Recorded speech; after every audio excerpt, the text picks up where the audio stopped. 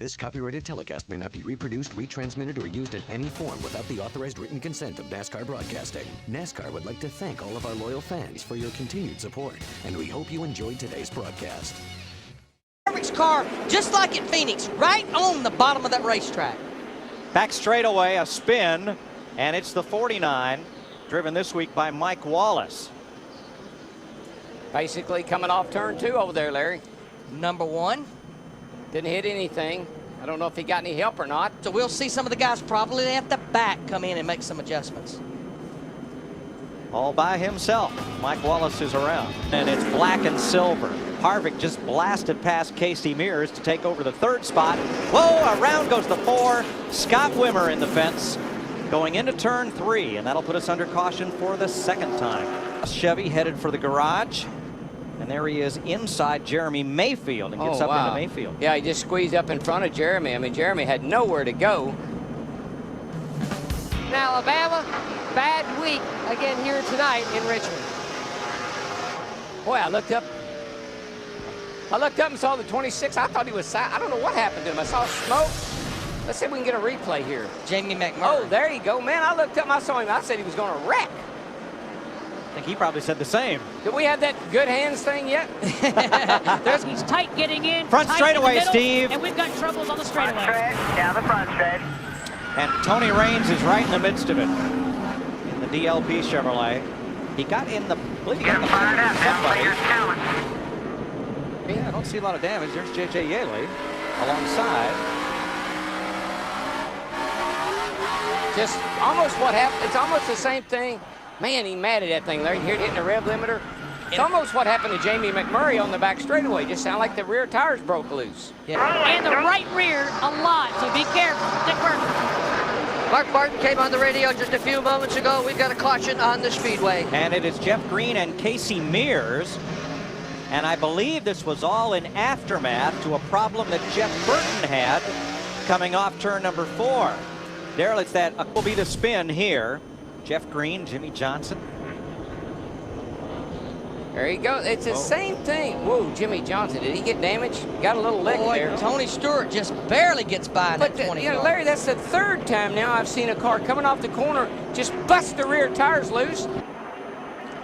They dropped the green flag, ran 1 lap, and caution is out for a huge fire and explosion under the hood of Kevin LePage. And it's not something you just replace like an oil filter. This is a little scary here, Darrell. Yeah, I think that's more than a brake. You see the right front's locking up. That's oil there. That's just an oil fire. From here comes another one. Mark Martin. Got a car around down here in the corner. It's Carl Edwards trying to get into the pits. And the caution is out. Caution is out. Now Mark Martin in the 6. He did not stop on pit road. He kept going, so he should stay on the lead lap.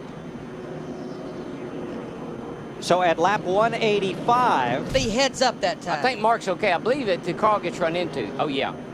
Oh, yeah. Oh, yeah. Clint Boyer. But he maybe was trying to get the pit road. No, he was definitely trying to get on pit road. He just didn't let.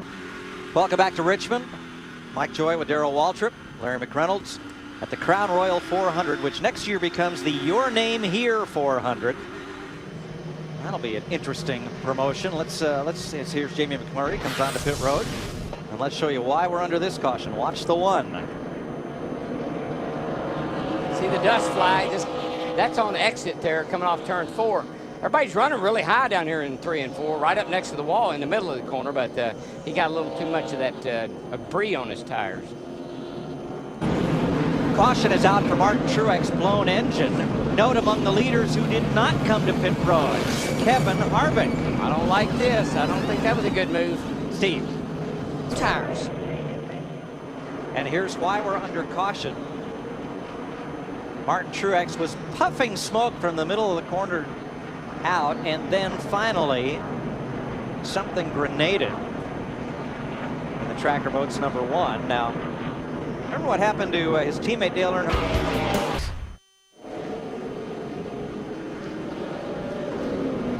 Kevin Harvick needed a caution. He got one. Robbie Gordon cut down a tire and plowed into the turn 1 wall. Now the pits are not yet open. We got mistakes already. Jeff Burton in the 31, Mark Martin in the 6. They have pitted. Pit road is closed. The penalty for those guys will be tail end of the longest line on the restart. They've not even hit pit road and we've already got mistakes. Yeah, I mean, you got that light down there. I mean, that light is plenty visible. Now here's why we're under caution.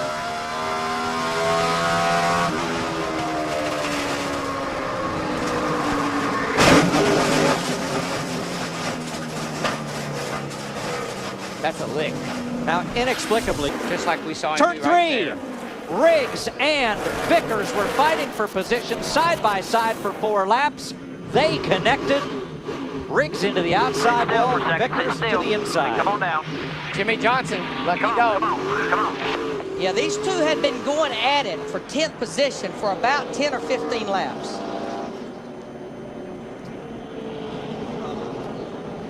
Larry, the 48 car gets to pass. How many times have we seen it? Into double digits. This is the 10th caution of the night.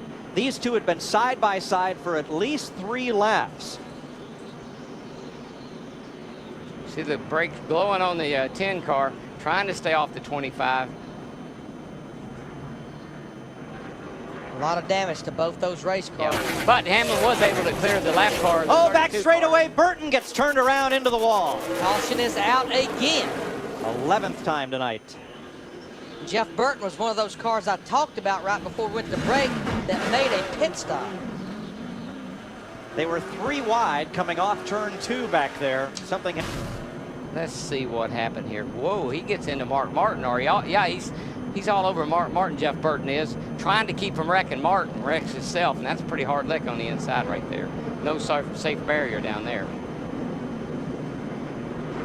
And that will move nobody back on the lead lap. We're inside 10 to go when the caution comes out. He was just trying to get under Mark and got into Mark a little bit, tried to stay off of him. And We're at the top 5. oh, Boy, boy. he anticipated that stop, and I think what he did was perfectly legal. Well, he actually didn't even complete the pass. No, I think he But there decided. goes Denny Hamlin to the inside of Junior coming off turn 2. I think Harvick gave that back because I think he was afraid that they might get him for jumping the restart. But I tell you, Denny Hamlin's really good on the bottom, and he can get up alongside Junior. I don't know if he can pass him or not, but he can sure worry him to death. 6 to go.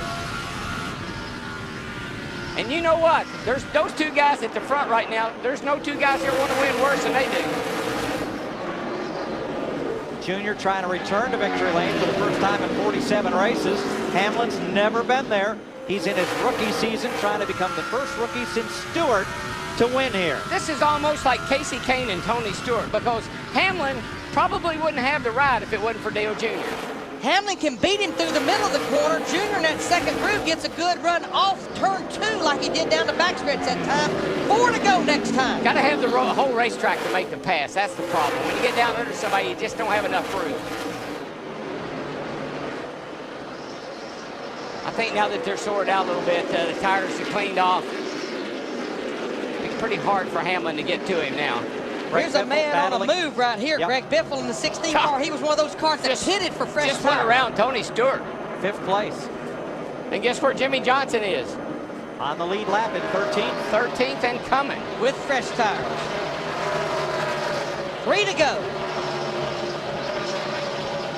And that the 31 car didn't get do Junior any favors, but it didn't hurt him, and he's on his way. Hamlin's pretty much decided he's going to move up and see if he can chase Junior down, but Biffle for 4th place up beside Kyle Busch in that 5 car, but he's going to run out of laps. 2 to go.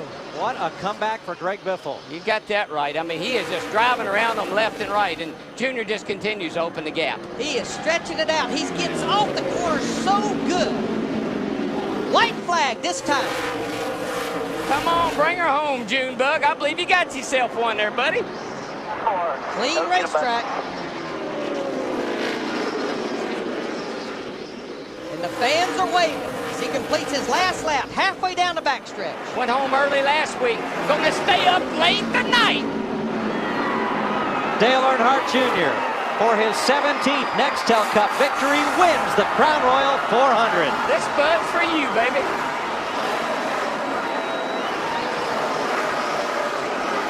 And at the line, Jimmy Johnson broke into the top dozen, edging Elliott Sadler. He will remain the point leader.